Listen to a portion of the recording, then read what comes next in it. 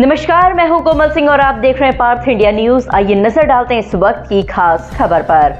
मथुरा नगर निगम कार्यालय में उस समय लोगों की भीड़ जुट गई जब एक युवक अचानक कॉकरोच की वेशभूषा पहनकर परिसर में पहुंच गया। शुरुआत में लोग इसे देखकर हैरान रह गए, लेकिन कुछ ही देर में मामला समझ आने पर हर कोई इस अनोखे प्रदर्शन को अपना मोबाइल कैमरे में कैद करने लगा।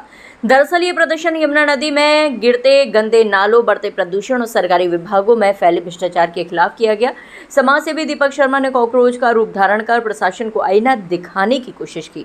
कॉकरोच की ड्रेस पहने युवक नगर निगम परिसर में नाचते गाते हुए अधिकारियों के खिलाफ नाराजगी जताता नजर आया। युवक का कहना था कि जिस तरह गंदगी में कॉकरोच पनपते हैं, उसी तरह शहर में गंदगी, भ्रष्टाचार और लापरवाही लगातार बढ़ती जा रही है। समाजसेवी दीपक शर्मा ने कहा कि यमुना नदी में लगातार गंदे नालों का पानी छोड़ा जा रहा है, लेकिन जिम्मेदार विभाग इस ओर ध्यान नहीं दे रहे। उन्होंने कहा कि सरकारी दफ्तरों में आम आदमी अपनी फरियाद लेकर जाता है, लेकिन उसकी सुनवाई नहीं होती। लोग चप्पल घिसते रहते हैं और अधिकारी कुर्सियों पर बैठे रहते हैं। प्रदर्शन के दौरान युवक ने कहा कि कॉकरोच का भेष धारण करना उनकी मजबूरी है, क्योंकि अब व्यवस्था को इसी तरह जगाना पड़ेगा। उन्होंने भ्रष्टाचार पर भी निशाना साधते हुए कहा कि हर सरकारी दफ्तर में भ्रष्टाचार इस तरह फैल चुका है जैसे गंदगी में कॉकरोच फैलते हैं। दीपक शर्मा ने यह भी कहा कि यमुना सिर्फ एक नदी नहीं बल्कि करोड़ों लोगों की आस्था का केंद्र है और समय रहते प्रदूषण नहीं रोका गया तो आने वाले समय में हालात और ज्यादा भयावह हो सकते हैं।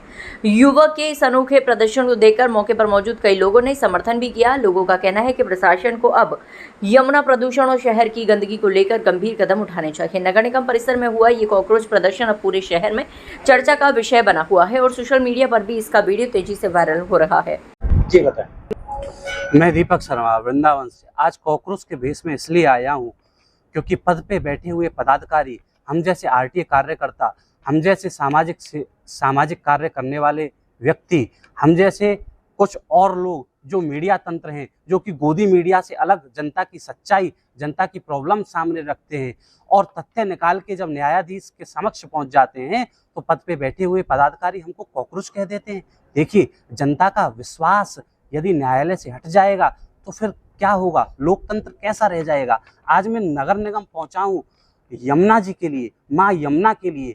माँ यमुना वृंदावन स्थित केसी घाट से पहले एक खुलेआम नाला यमुना जी में घुस रहा है और वहीं हम लोग ब्रजवासी यमुना जी को चरण अर्पण करते हैं, आचमन करते हैं। मथुरा वृंदावन में जितने भी अवैध नाले, गंदे नाले गिर रहे हैं, देखिए इसमें कानून है। मैं ऐसे ही नहीं आया हूँ। Water prevention and control pollution act 1974 ये साफ साफ कहता है, इस कानून के तहत बिना अनुमति के प्रदूषित पानी या सीवेज को नदी में जल स्रोत में छोड़ना अपराध है।